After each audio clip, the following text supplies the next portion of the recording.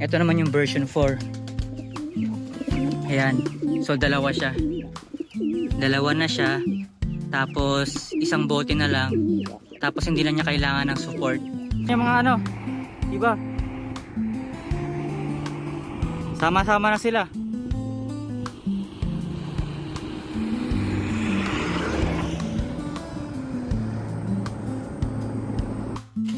Attendance check mga dre. Ayan. So yung tatlong tipler nakabalik, pero yung Pakistani hindi na.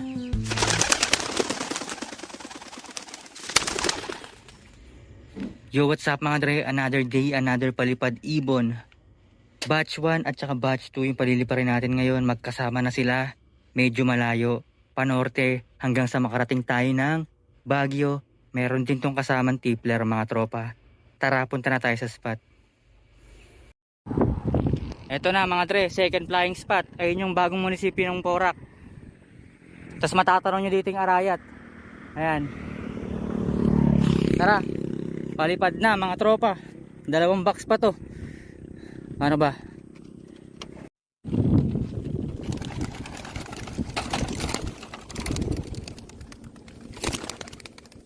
Lagi kang naiiwan. Ayun na sila mga tropa oh.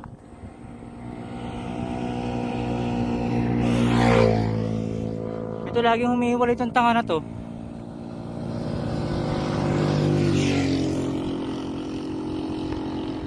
Lagi siyang humihiwalay nung isang araw pa. O nawala. Ito naman yung mga ano, diba? Sama-sama na sila.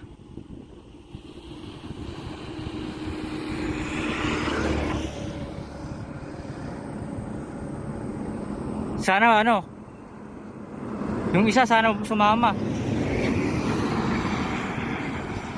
Wala, hindi sumama yung isa oh. Ayun na yun, umahabol. Wala na, ito na lang videohan natin. Ayaw talaga sumama sa ikot yung ano eh.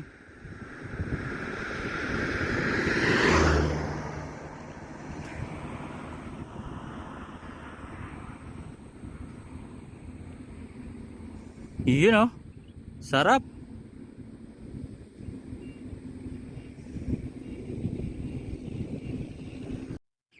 So what's up, nandito na tayo sa bahay. Ayan.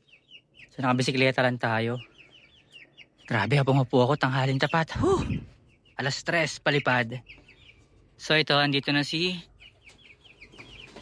yung batch 1, andito na, kompleto yung batch 1. Si Isteboy, si Ichi Girl, si Mortred. Tapos may mga, ito yung blue bar nandito na.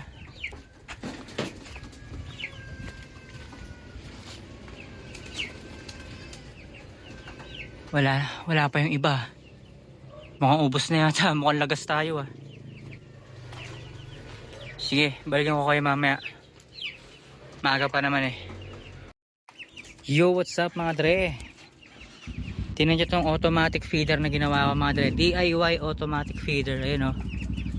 So ito yung hanging cup. Hanging cup, tapos bote ng soft drinks or any soda. Ayan, pet bottle. Ayan.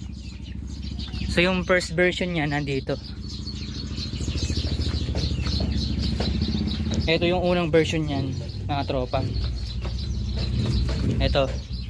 So yung unang version niya is itong pet bottle nakadikit dito. Ayan. Yun yung first version nung mga panahong ina-explore ko pa lang.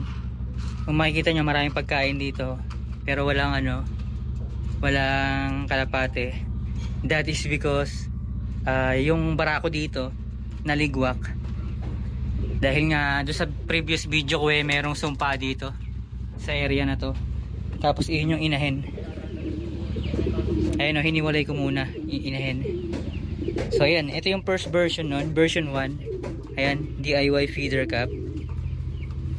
Tapos yung version 2, ayan, nasa gilid din oh. Para magkasya yung ulo ng dalawa. Yung ulo ng dalawang kalapate para yan magkakasya. Kasi ito nasa gilid. Tapos yung version 2 nito,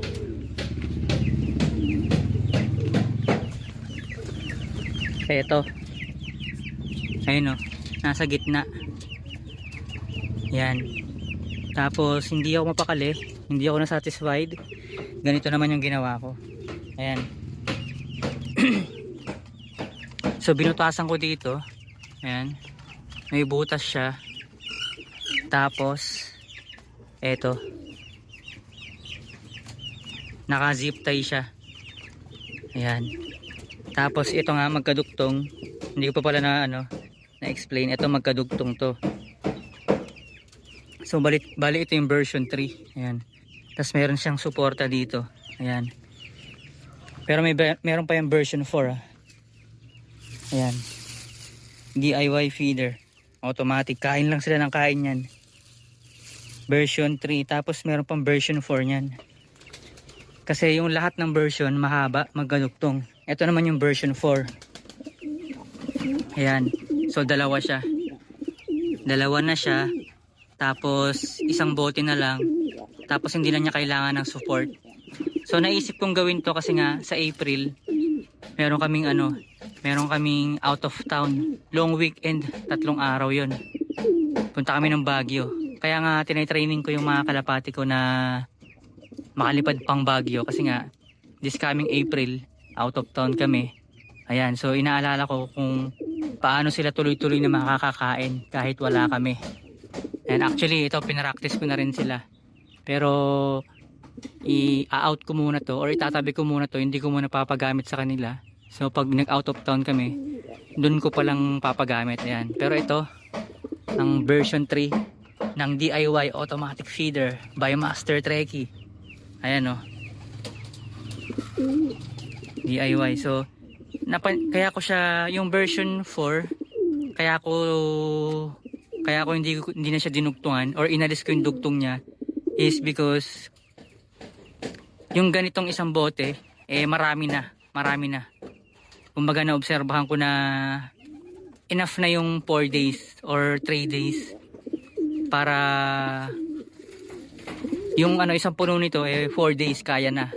Lalo na kung yung pagkain nakababad lang sa kanila, hindi sila masyadong ganun kagutom kasi nga nakikita lang nila yung pagkain dyan naka-display. So hindi nila masyadong tinutuka mga dre. Kumbaga kampante sila. Hindi sila masyadong sabik sa pagkain kasi andyan lang, nakalantad lang. So feeling nila hindi mawawala yung pagkain, andyan lang. So kahit hindi sila magpakatakaw-takaw okay lang. Ayan. So kung medyo busy kayo, ayan, goods na goods to. At saka maganda to sa mga breeder. Sa mga breeder ko, yung mga tipong pupunuin mo lang to, hahayaan mo na sila. Kasi nga dun sa aking previous video no supplement breeding. So ipagpalagay na natin na kunwari wala tayong pakialam sa kanila, no, hanggang sa mag-breed lang, pakainin lang natin sila tapos mag-breed sila ng kusa. Kumbaga nasa instinct naman nila yon. Tapos kasi sa pag-iibong kasi the more na wala kang pake, the more na hindi ka masyado nag-e-effort, napansin ko mas maganda yung nagiging resulta. Kaya nga yung mga memes sa social media pagdating sa kalapati na kung sino yung hindi mo paborito, sila yung dumudulo. Alright, so nakamultis yun. Kaya nga yung mga nagcha-champion sa karera puro mga blue bar, blue check. Ayan. Kasi yun yung masyadong hindi paborito mga dre. Tapos yung mga walain yung mga off color, yung mga rare color, yan yung mga walain, mga tropa. So pag hindi mo paborito, kapag hindi mo masyadong ine-effortan sila pa yung lumulupit. So ganun na lang din yung gawin nating sistema rito. Ayan pupunuin natin yung kainan nila, tapos bahala na sila mag-breed. Ayan bahala. Ngayon lang nagko-kolekta ako ng yung mga 1 liters talaga kasi yung ganito kulang. Isang araw lang sa kanila to. Ayan or isang araw at kalahati yung mga ganitong bote. So mas malakas silang magtubig. Ayan. So hindi pa pala ako nakakapaglipat mga dre.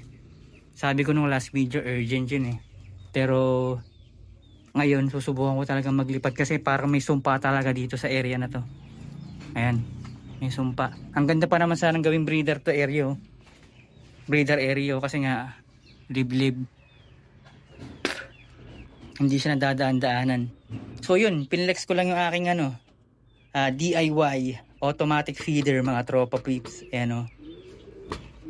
Ito yung version 1. Tapos andun yung version 2 hanggang sa nakagawa tayo ng version 4. Ayan, wala nang tali-tali. Ayan o. DIY automatic feeder. Let's go.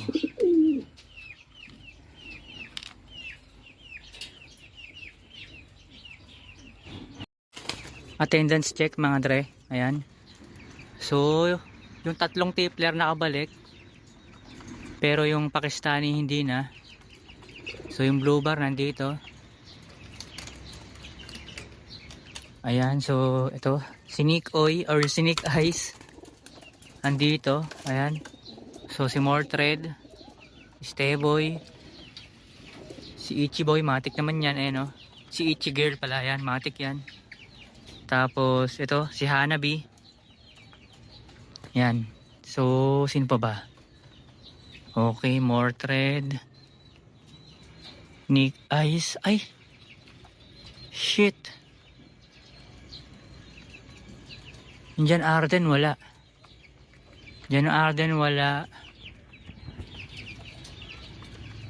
Nick. Hindi. Stayboy. So, yun, dalawa. Dalawa yung nawawala. Si Pakistani at saka si... Sino ba yun? Jan Arden yan. Jan Arden, Pakistani nawawala.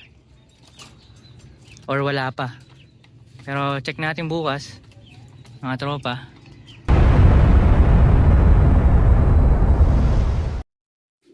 Habang nag-aalmusal kami dito mga dre.